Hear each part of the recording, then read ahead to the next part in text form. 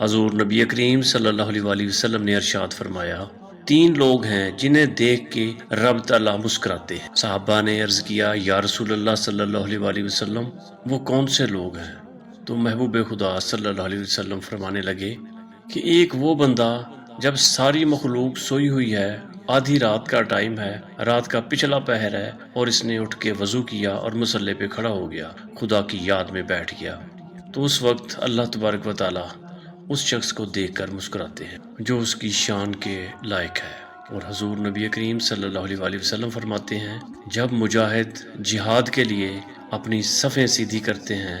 اور کہتے ہیں کہ رب تعالیٰ کے نام پہ مرنے جا رہا، یہ صفوں میں کھڑے ہوں گے،